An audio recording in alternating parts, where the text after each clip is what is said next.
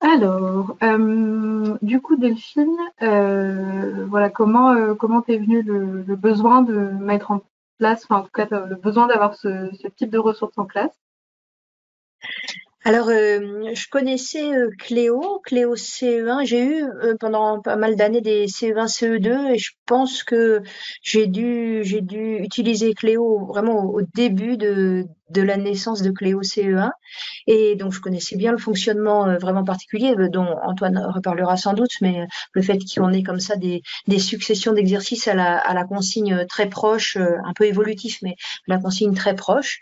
Et, euh, et depuis une dizaine d'années, je fais des CM1, CM2. Et il y a environ 5 ans, j'ai contacté Antoine, que je connaissais un petit peu déjà, en lui disant que dans ma classe de CM1, CM2, pour mes élèves qui aujourd'hui sont en SECPA, mes élèves en difficulté qui avaient un niveau de CE1, CE2, on en a dans quasiment toutes les classes, hein. J'utilisais à cette époque-là un Cléo CE1 ou quelquefois un Cléo CE2, le fichier, sur lequel je masquais habilement toutes les mentions du niveau de classe. Je passais un coup de cutter sur les premières pages, même parce qu'il y a trop de fois écrit CE1, CE2. Et j'utilisais cet outil en remédiation avec mes élèves en grande difficulté. Euh, pour travailler les compétences fondamentales. C'est un élève qui a du mal à distinguer un nom d'un verbe. C'est plus important pour lui de travailler le nom et le verbe que de travailler les prépositions et les conjonctions du CM2, quoi. Et mon souci avec Cléo CE1, c'était qu'on était avec un support qui était très enfantin, aussi bien du point de vue des illustrations que même certains énoncés, hein. On avait ma maman, ou enfin des énoncés un peu enfantins pour des CM1, CM2. Donc j'avais contacté Antoine en lui disant est-ce que tu voudrais pas faire vraiment le même type de niveau? J'aimais beaucoup les consignes que je trouve toujours assez originales, les consignes de Cléo, que je trouve intelligentes. Il faut vraiment comprendre ce qu'on lit pour répondre. Voilà. Et donc, je voulais un Cléo CE1 avec marqué CM2 remédiation dessus. Et puis, bon, à cette époque-là, je crois que Antoine avait 12 milliards de projets simultanés, donc il m'a dit pas tout de suite, ou je crois qu'il m'a même dit pourquoi tu le ferais pas toi à cette époque-là, mais moi aussi j'avais quelques projets. Et puis il est revenu vers moi, Antoine, tu es revenu vers moi il y a 2, 3 ans en me disant écoute, on le fait ensemble. Et voilà. Et voilà, Mm. Mm. exactement. Très Je pense bien. que voilà. Bah, merci. Ouais. Ouais, très bien. Mm. Bah, du coup, Antoine, je vais peut-être te laisser présenter un petit peu plus en détail Cléo Plus. Voilà. D'abord, je dis bonjour à tout le monde. J'espère que vous m'entendez bien et que vous voyez bien le diaporama parce que moi, de mon côté, je suis pas tout à fait sûr de ce que ça rend, mais bon, on va voir. Donc voilà, Cléo Plus. Alors, pendant qu'on préparait ce projet, on a eu plusieurs essais de noms. On avait essayé Cléo Vitamine, on a Mm. essayé, je ne sais plus. Tu te souviens, Delphine? Non, Mais euh, bon, on en a eu euh, plein, mais ouais. ouais.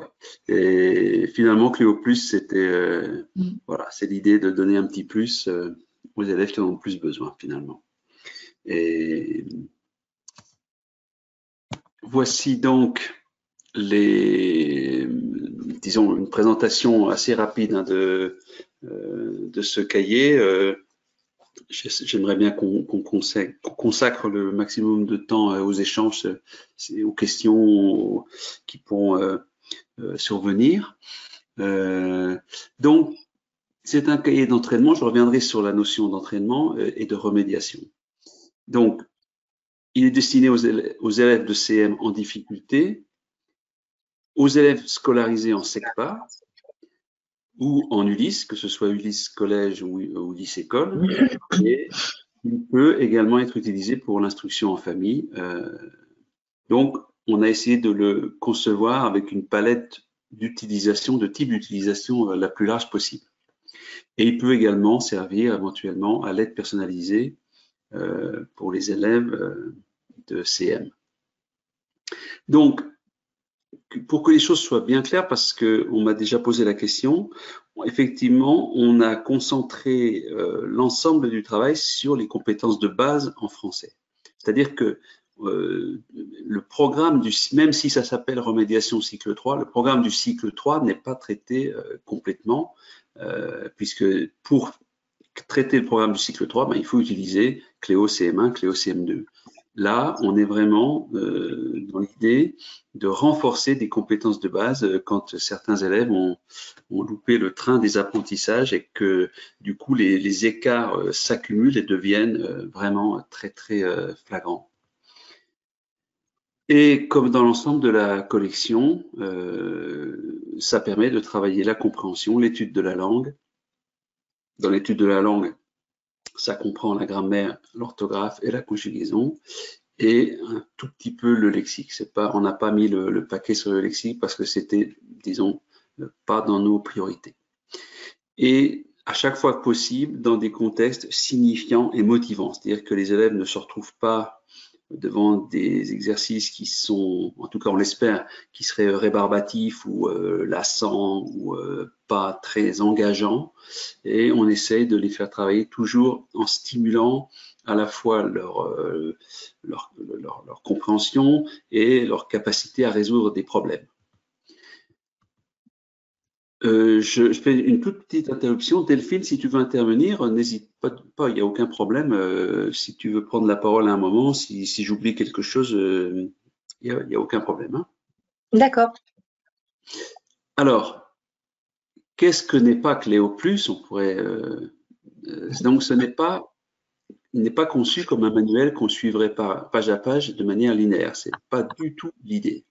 Donc c'est pour ça que parfois les nouveaux utilisateurs de Cléo, que ce soit Cléo Plus ou de l'ensemble de la collection, ont un petit temps d'adaptation parce que la manière de travailler dans Cléo, c'est justement de ne pas suivre, de tourner une page quand la précédente est terminée.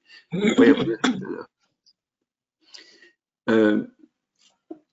Alors, il y a plusieurs propositions d'utilisation de Cléo Plus, mais il est conçu également pour pouvoir répondre de manière ponctuelle ou plus globale aux difficultés ou aux manques qu'on constate chez certains élèves et d'individualiser, si nécessaire, de personnaliser le parcours d'apprentissage, de manière à ce que chacun s'y retrouve et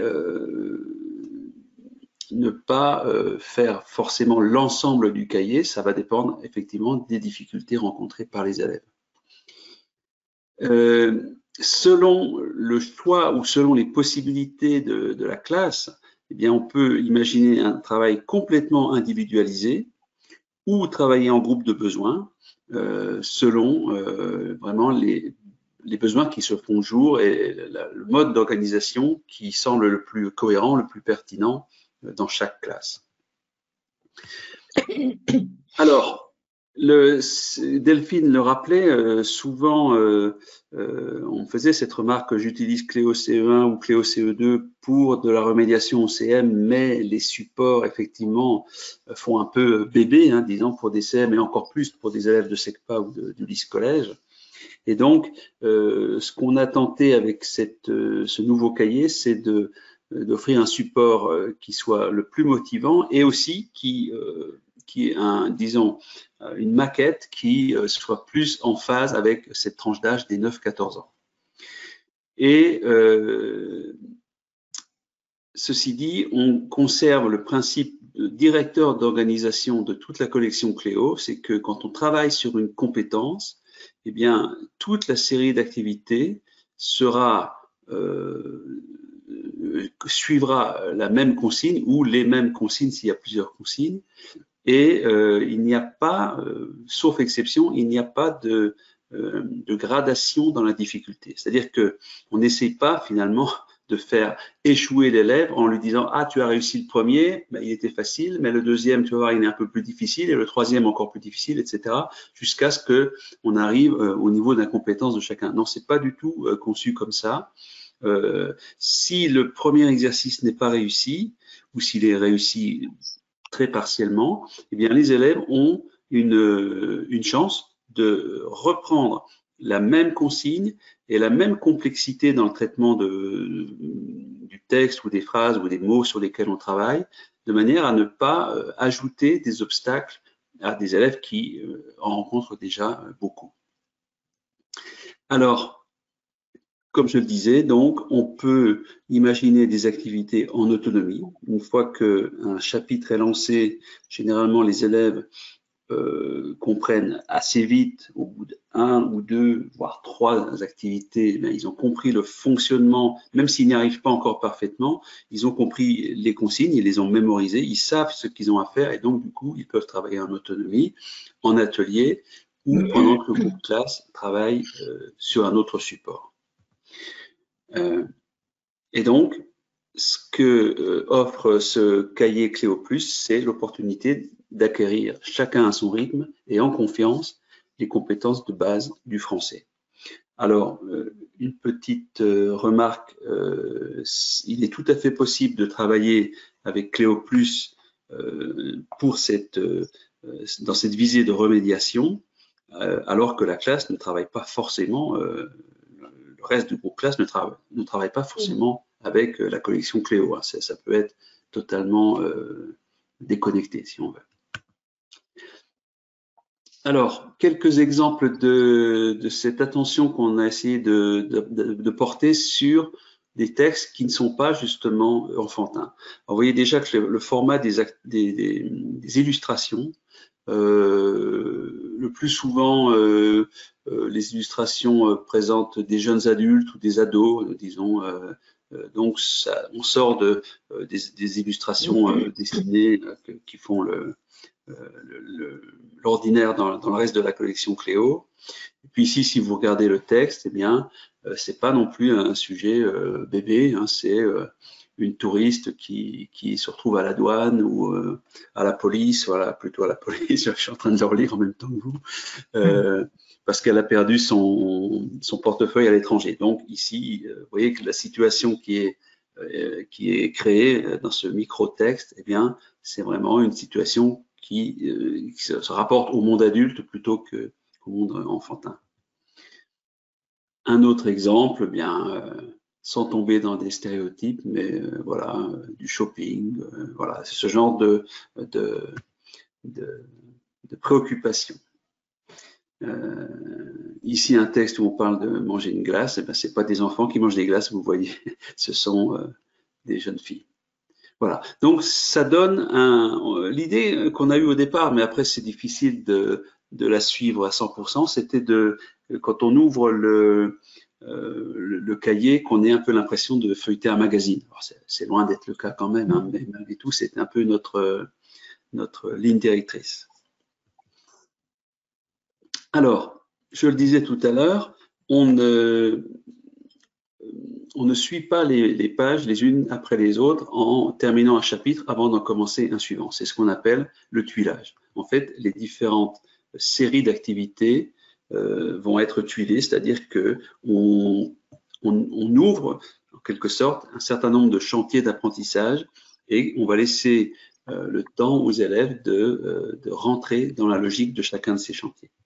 Alors, ce qui est remarqué non seulement peut-être par vous-même dans vos classes, mais aussi par la recherche, hein, c'est que souvent les difficultés d'apprentissage, elles sont dues à une présentation des notions trop rapide, trop massée sur un temps trop court.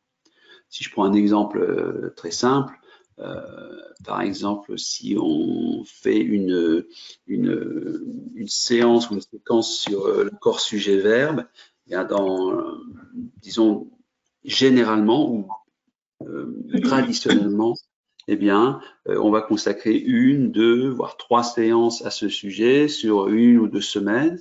Et puis, on va donner beaucoup d'exercices d'application à faire dans un temps finalement très court, très serré.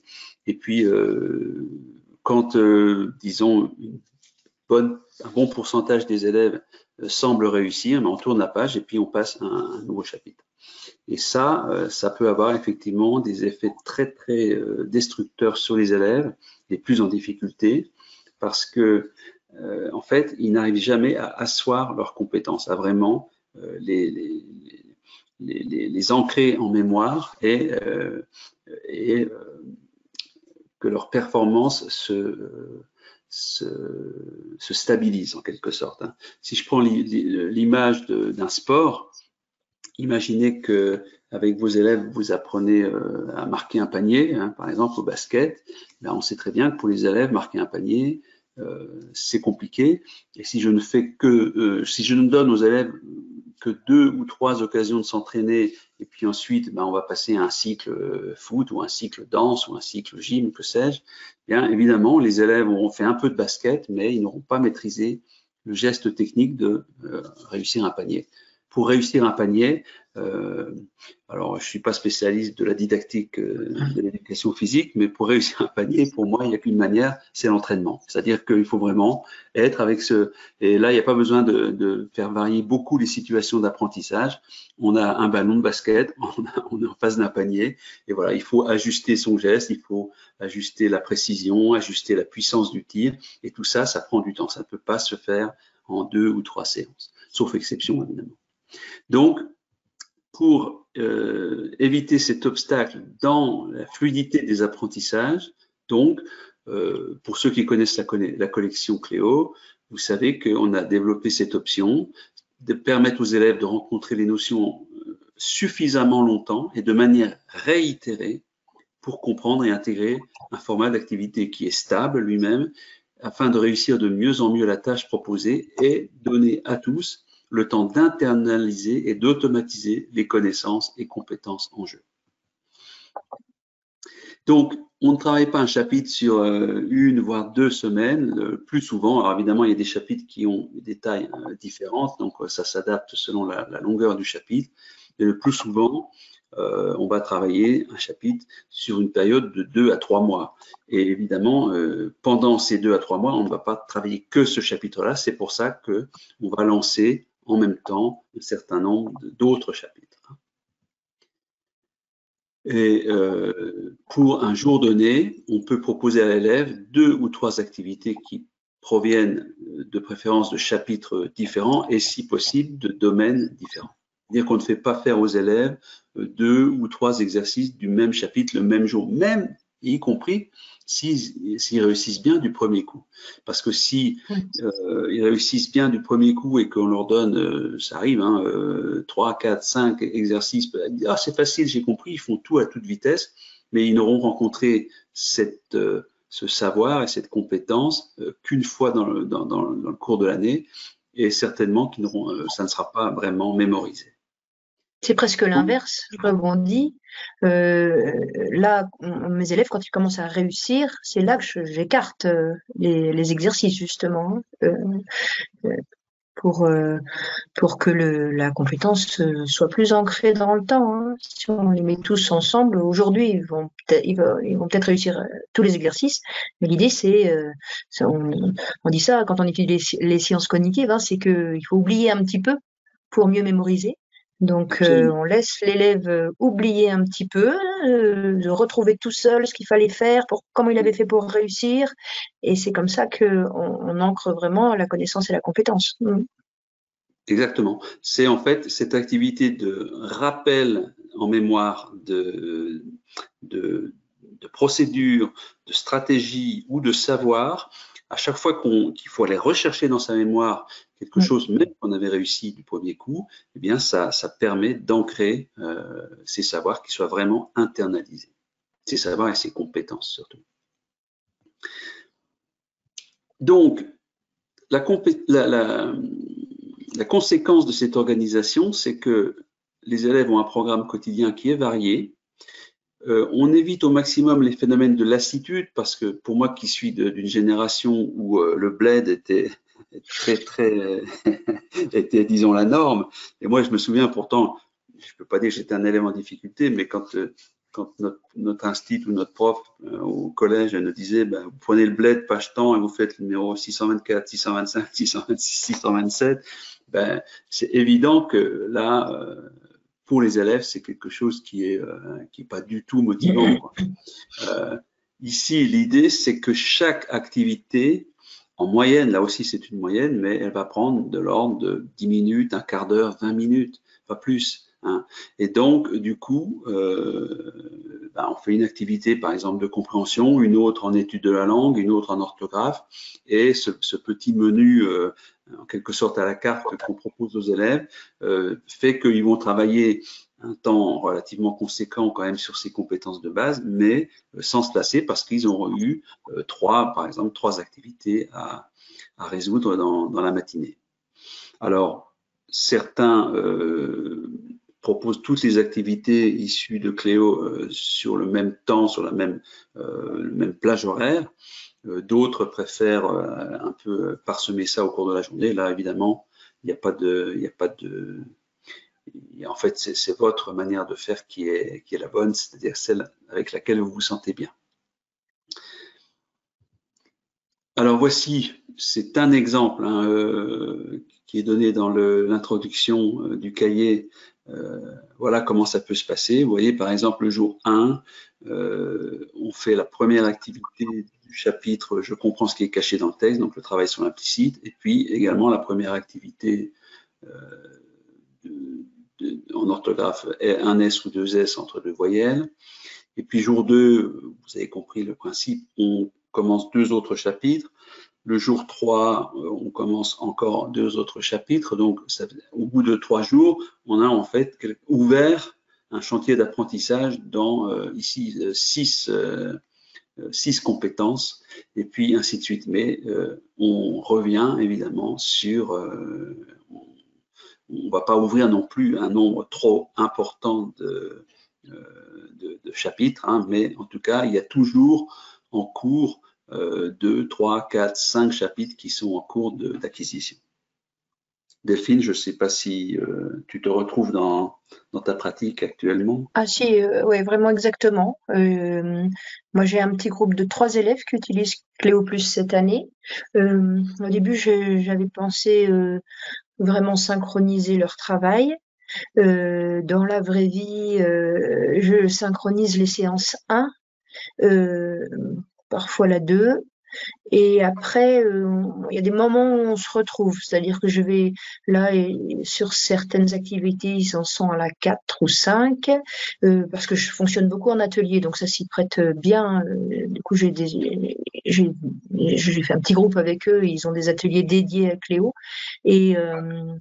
et donc, finalement, je corrige quand même pas mal de manière individualisée avec eux. Alors, je pensais être plus en correction collective à 3, sauf certains moments, parce que c'est quand même quand on a la chance d'avoir plusieurs élèves concernés, on se retrouve avec un petit peu de confrontation, de débat sur, en particulier l'implicite, c'est super parce qu'ils vont nous dire, là j'ai fait le hamster dans sa cage là qui tourne dans sa roue et qui empêche Kamel de dormir, et donc j'ai eu une vache par exemple. Bon, bah, l'élève qui a dit une vache, ce sont les autres qui ont dit quand même dans une cage, voilà.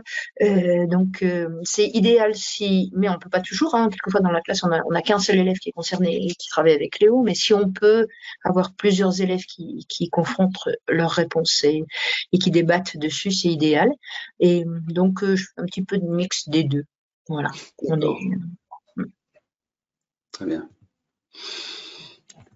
Alors, si on regarde un petit peu en détail les 4 domaines d'apprentissage, donc en compréhension, on va travailler sur les informations implicites, les connecteurs temporels, les temps verbaux, chronologie du récit, substitut du nom, intention et sentiments des personnages, etc. Donc là, c'est pas un travail, c'est un travail, disons, un peu, j'allais dire saupoudré, mais c'est pas au sens péjoratif. C'est-à-dire que dans les différents textes de compréhension qu'on propose, les micro-textes, eh bien, il y a un peu tous ces éléments qui apparaissent. Dans le cadre du lexique, on s'est limité à 2 chapitres, mais là c'était plutôt un problème finalement de place dans l'ouvrage que autre chose. Donc des choses vraiment de base là encore. L'ordre alphabétique, donc on travaille sur l'initiale et la deuxième lettre, on ne va pas plus loin, et les familles de mots. L'étude de la langue, alors là, c'est évidemment un gros morceau de l'ouvrage, tout ce qui concerne l'organisation de la phrase, classe grammaticale, fonction grammaticale et bien sûr l'étude du système verbal. Voilà. Et enfin, en orthographe, on reprend les principales correspondances graphophonologiques qui posent problème, comme un S ou deux S, le C ou CCD, les valeurs aussi positionnelles des lettres, comme la valeur du G qui varie selon les lettres qui l'entourent, ainsi que les consonnes muettes. Alors, à l'intérieur, cette fois-ci, d'un chapitre ou d'une séquence, comment c'est organisé? Il y a toujours une activité pour commencer. Donc, cette activité pour commencer, c'est l'entrée en matière, bien sûr, dans une nouvelle notion. Alors, on peut la vidéo projeter si on est équipé d'un vidéoprojecteur ou d'un tableau numérique. Ou dans certains cas, il y a aussi un peu de matériel à imprimer, comme des étiquettes à découper et à manipuler par les élèves. Et puis, suite à cette activité pour commencer, donc qui met les élèves en activité et qui les met en fait sur la route des activités pour s'entraîner qui vont arriver. Elles sont présentées, elles sont toutes sur le cahier et elles partagent la même consigne, la même structure de l'activité elle-même et sont de complexité équivalente. Hein. C'est-à-dire qu'il n'y aura pas une gradation entre le numéro 1 et le numéro 8, par exemple. En principe, sauf exception, il y a un même niveau de complexité. Alors, on vous a dit tout à l'heure, Delphine vous a dit que avec Cléo, on travaille sur non seulement sur j'allais dire, des automatismes qu'on essaye d'installer chez les élèves, mais aussi de toujours travailler sur des consignes et des textes qui demandent une compréhension en profondeur à la fois de la situation et des phrases. Par exemple, pour travailler sur la forme négative, très souvent dans les pratiques traditionnelles, on dit aux élèves, mets ces phrases à la forme négative ou au contraire, remets-les à la forme affirmative. C'est-à-dire qu'ils vont écrire « il fait beau » ou alors c'est écrit « il fait beau », il faut dire « il ne fait pas beau »,« j'ai faim, je n'ai pas faim », etc. Donc ça, on est vraiment dans un travail d'automatisation des procédures, mais avec un aspect, il n'y a pas vraiment de compréhension, quoi. Et c'est ce qui mène parfois les élèves à écrire des choses qui sont pas du tout correctes parce que justement ils travaillent qu'à la surface de la consigne et sans se préoccuper vraiment du sens des phrases. Là, dans ce format d'activité que vous voyez, que vous avez sous vos yeux, ici, il s'agit d'abord de lire ces phrases, de comprendre qu'à chaque phrase, eh bien, il y a un problème de logique, c'est-à-dire que les phrases ne respectent pas la logique qu'elles devraient avoir. Par exemple, il pleut, je peux sortir sans parapluie. Donc là, on fait réagir les élèves, d'abord de manière collective, puisque là, c'est une activité pour commencer, et peu à peu, les élèves vont mener le même type de réflexion, mais de manière individuelle. Alors, quel type de réaction on obtient? On va entendre, non, maîtresse, c'est pas possible. S'il pleut, je peux pas sortir sans parapluie. Il faudrait que je prenne mon parapluie. Alors, ici, dans ce format d'activité, il faut qu'ils prennent bien en compte que c'est la première partie de la phrase qui doit être transformée et non pas la deuxième, parce qu'évidemment, il y aurait les deux options. Donc, je peux sortir sans parapluie, ça doit rester tel quel. C'est le début de la phrase qu'il faut transformer. Donc, c'est pas il pleut, mais c'est il ne pleut pas, je peux sortir sans parapluie. Et on travaille de manière intégrée la forme négative et la forme affirmative, c'est-à-dire que selon les cas, il faut mettre à la forme négative ou à la forme affirmative. Et puis, il y a un petit encadré à chaque tête de chapitre, à chaque activité pour commencer, qui s'appelle « Mon mémo pour réussir ». Donc là, je vais laisser Delphine en parler, elle le fera avec plus de talent que moi. Oui, c'est vrai que c'est un passage auquel je tenais. Je me demandais la difficulté que j'avais avec mes élèves, avec ces élèves en atelier de remédiation, c'est que quelquefois les traces écrites de CE1, CE2 sont loin, sont dans des cahiers qui sont à la maison. On n'a pas forcément de support pour ça. Faire un cahier de traces écrites dédié, c'est pas forcément simple.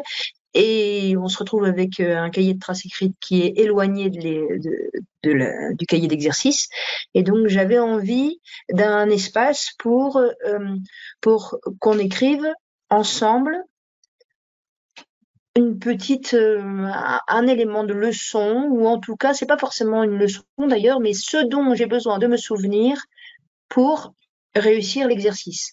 Je l'ai commencé, moi, celui-là, là, j'ai fait le pour commencer justement de cette série-là, et nous avons fait le dessin des lunettes de la négation.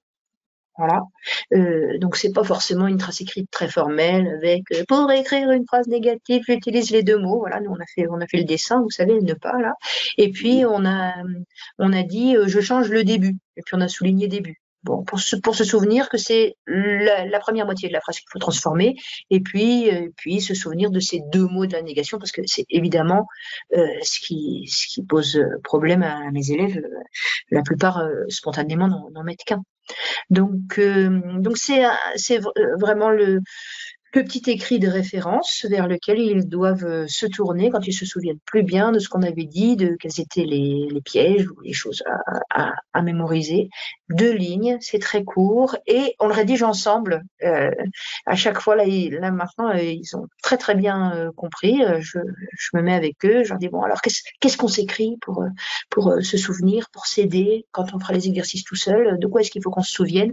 J'ai fait aussi l'ordre alphabétique et j'ai un des élèves sur 3 qui a ressenti le besoin d'avoir l'alphabet sous les yeux, donc il s'est recopié l'alphabet dans mon mémo pour réussir les exercices. Voilà.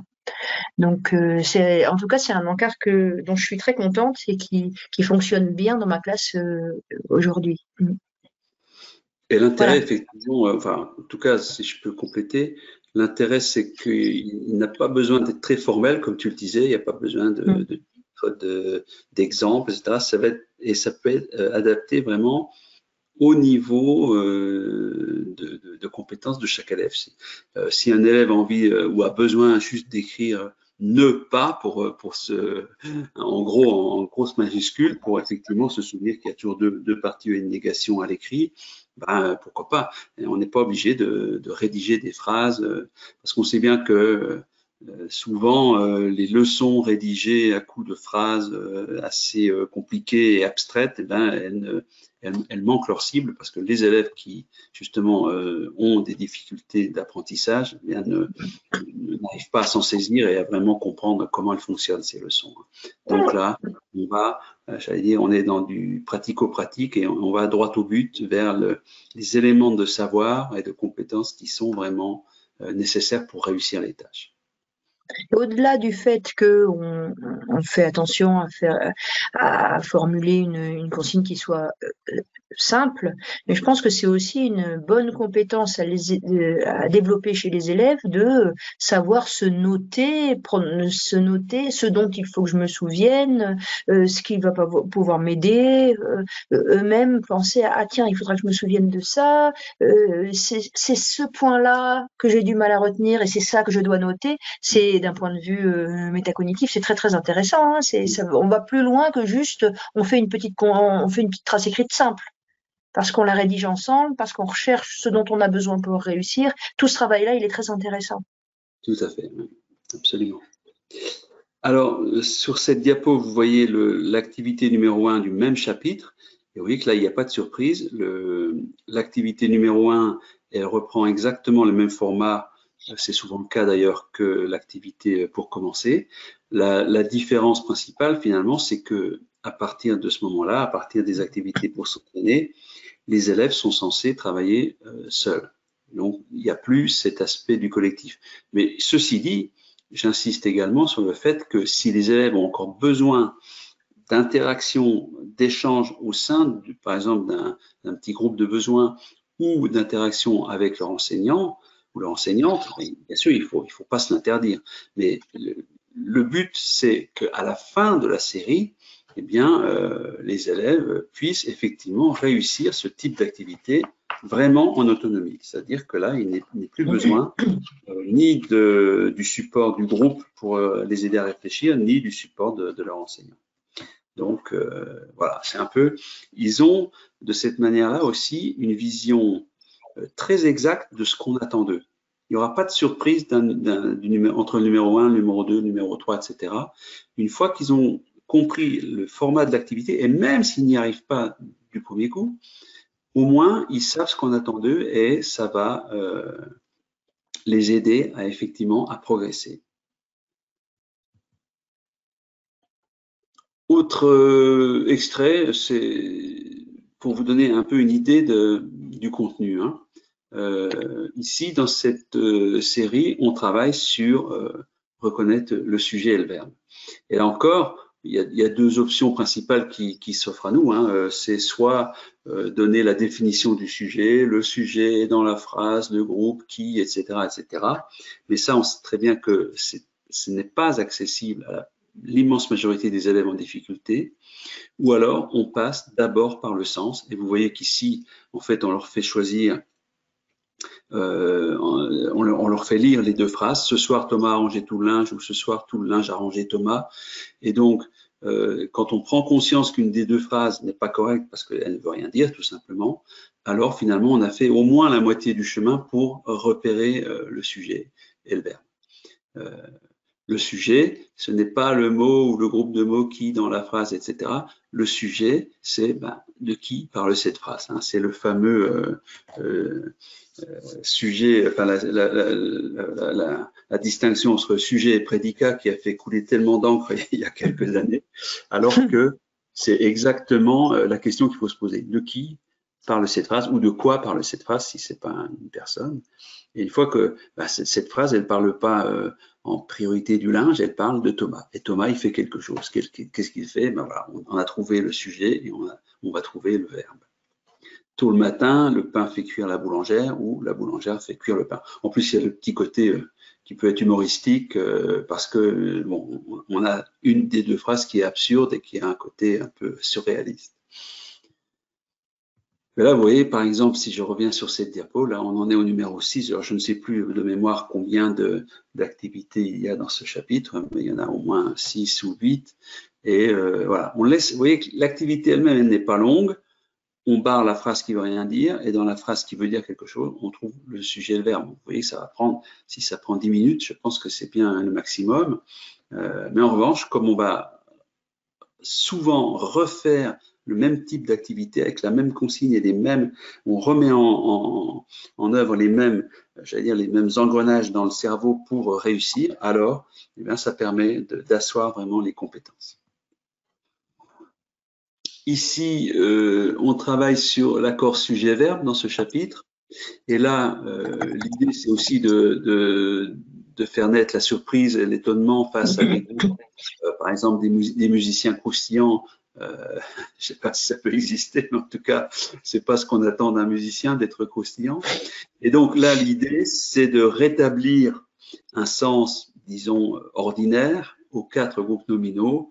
Donc, ça va être la baguette qui est croustillante, mais bien sûr, vous remarquez que d'un groupe à l'autre, eh bien, on varie au maximum le genre et le nombre. Donc, il y a du masculin, du féminin, du singulier et du pluriel. Donc, ça oblige, là encore, les élèves d'abord à faire un effort de compréhension.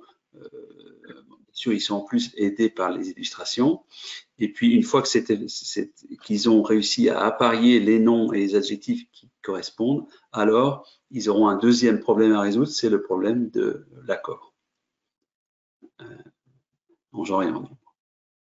Donc là encore, vous voyez, on ne part pas sur une définition de l'adjectif ou sur quelque chose qui serait assez abstrait pour les élèves en question, mais on part vraiment d'une activité qui fait sens et qui amène peu à peu à la distinction entre nom et adjectif.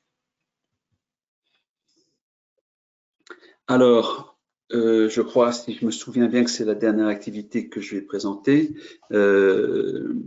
Ici, on est dans la maîtrise des temps verbaux. Ici, il s'agit du passé composé. Passé composé. Mmh. Merci, merci Delphine. Et donc ici, l'idée c'est d'abord de faire. C'est très difficile pour un élève. On lui dit par exemple conjugue le verbe se reposer au passé composé.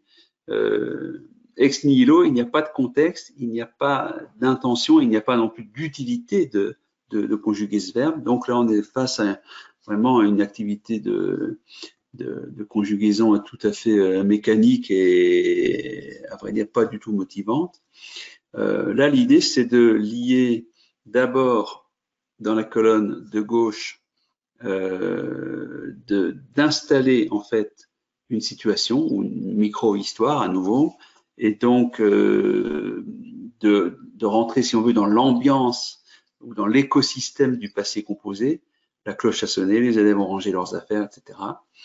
Et puis dans la deuxième partie, les élèves seront beaucoup mieux à même de conjuguer au passé composé parce qu'ils auront lu et intégré au moins 5 ou 6 verbes qui sont déjà au passé composé. Donc, c'est plus naturel à ce moment-là d'utiliser un passé composé qui vient beaucoup plus spontanément parce que on est déjà dans l'ambiance du texte. Alors, là encore, si vous regardez le texte lui-même, on a une situation un petit peu comme dans un roman d'anticipation parce que on a l'impression qu'on se trouve dans une salle de classe tout à fait normale, mais le maître a enfilé sa combinaison d'astronaute, il a ouvert le robinet d'oxygène, il a escaladé la petite échelle, etc. Et il a décollé, la fusée a décollé en direction de sa maison. Donc là, on s'aperçoit que cette salle de classe n'est pas du tout la même que celle auquel on est habitué. Là encore, vous voyez, on sent l'intention d'avoir des textes qui vont un peu plus loin dans leur dans la manière dont ils sont rédigés et qui ont plus de chances, enfin, en tout cas on l'espère, c'est comme ça qu'on les a conçus, de parler et d'intéresser des élèves qui ont entre 9, 10 et 14 ans. Voilà. Donc, cette activité, elle est assez complexe parce qu'il y a deux phases. On travaille d'abord sur la première partie du texte à gauche, puis sur la deuxième partie à droite. Et puis, il y a à chaque fois entourer les verbes au passé composé, souligner le sujet. Ça, c'est pour la partie à gauche. Et à droite, souligne les sujets et écrit les verbes au passé composé. Donc, vous voyez que là, cette tâche, elle va être plus longue que celle qu'on vient de voir dans la diapo juste avant. Elle va prendre probablement plutôt autour d'un quart d'heure, 20 minutes cette fois-ci. Mais là encore, même si ça ne sera pas réussi probablement du premier coup, les élèves auront de nombreuses occasions de s'entraîner et de rencontrer ce format d'activité qui leur permet peu à peu en tout cas on l'espère, de conjuguer ici au passé composé, mais il y a aussi bien sûr pour l'imparfait, le futur et le présent. Ah oui, il y a encore cet exemple. Alors ici, des activités très très classiques, hein, un S ou deux S pour écrire un trésor ou une caisse. Le petit plus là qu'on a intégré dans l'activité, c'est que ensuite l'élève est invité à écrire une phrase. C'est vrai que les élèves les plus en difficulté souvent sont ceux aussi qui sont le moins productifs quand on est en production d'écrit, parce que ce qu'on leur demande généralement en production d'écrit dépasse largement leurs compétences d'écriture. Donc, ils se retrouvent devant une feuille blanche et les pauvres, ils souffrent. Ici, on a essayé de trouver une activité, disons une sorte de petit tremplin vers une activité d'écriture un peu plus autonome. Et donc là, on leur donne des éléments sous forme d'étiquettes et c'est à eux de composer une phrase qui a du sens, bien sûr, et avec ces étiquettes. Donc ici, on pourrait imaginer Karim a trouvé un trésor dans une caisse au grenier, voilà, par exemple. Donc là, il n'y a pas évidemment une réponse unique, mais en tout cas, on leur demande d'écrire une phrase et dans l'optique à la fois de travailler sur cet aspect, sur cette question, un S ou deux S, mais aussi de peu à peu leur mettre le pied à l'étrier quand il s'agit de produire de l'écrit. Donc vous voyez là d'une manière tout à fait modeste, et puis petit à petit on espère que ça va embrayer sur quelque chose de plus conséquent. Alors ici on est à la fin du même chapitre, et là entre cousin et coussin, cette fois-ci il n'y a plus d'étiquette, donc là c'est aux élèves de rédiger la phrase. Par exemple, la phrase qui serait la plus naturelle, si on regarde l'illustration, ça serait mon cousin est assis sur un gros coussin ou quelque chose comme ça. Donc vous voyez, là encore, c'est modeste dans les dans la demande, enfin, oui, c'est modeste dans la quantité d'écrits qui est demandé à chaque élève, mais en tout cas, on peut se montrer très exigeant parce que justement, il y a peu à écrire. Donc, demander qui est la majuscule, qui est le point, que tous les mots soient bien orthographiés, etc., etc. Voilà, j'en ai fini pour ma présentation. Je vais revenir. Alors, du coup, si je me mets en écran, est-ce que... Là, je pense que tu peux juste arrêter ton partage d'écran. Voilà, c'est ça que je fasse. Alors, voyons. Alors, je ne sais plus où c'est. Ah voilà, ça doit être ça. Ouais, parfait. Voilà. Merci à tous les deux pour cette présentation. Alors, je vais vous partager quelques petites questions qu'on a reçues.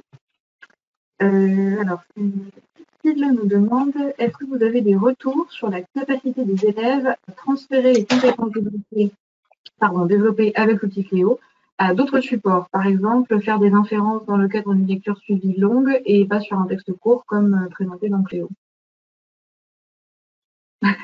Alors moi, sur la question du transfert, j'ai une réponse. On va croire que je cherche à me défiler, mais la question du transfert, elle est très controversée. On a l'impression que ça va de soi, je m'entraîne, je fais des exercices et donc un jour je saurai transférer dans d'autres situations.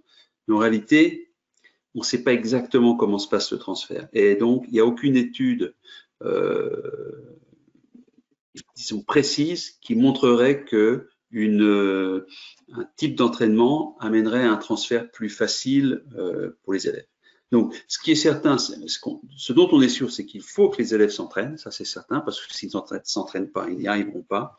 Mais comment se passe le transfert? Là, c'est quelque chose qui est très mal connu. Et donc, je dirais que cette capacité de transfert, elle sera plus grande. Alors là, c'est pas la recherche qui parle, mais c'est Antoine Feutet qui parle. Mais disons que c'est une réponse, j'allais dire, de bon sens. Plus une compétence sera intégrée au cours des entraînements, et plus il y a de chances qu'elle soit transférable. Voilà. Donc, c'est l'idée disons, de cette direction didactique qu'a pris la collection Cléo, c'est que si je laisse des élèves, parce que pour prendre la même question mais dans l'autre sens, souvent on me dit, moi je préfère que mes élèves fassent des activités très très variées, des exercices variés, avec des consignes variées, des supports variés, des niveaux de difficulté variés. Mais la réalité, pour les élèves dont on parle aujourd'hui, c'est vraiment les élèves qui ont besoin de remédiation, c'est que plus des activités ou des exercices sont variés autour d'un même thème, et moins il y a de chances qu'ils réussissent. D'accord? Ici, ce qu'on cherche, c'est à la fois qu'ils réussissent ponctuellement et qu'ils progressent dans chacune des compétences qui est travaillée, mais au-delà de ça, et c'est extrêmement important aussi, c'est qu'ils reprennent confiance en leur propre capacité à réussir finalement. Parce que souvent, c'est des élèves qui sont noyés dans les difficultés, qui se découragent, qui n'ont plus envie d'essayer parce qu'ils ont eu tellement d'échecs que voilà, ils en ont jusque-là.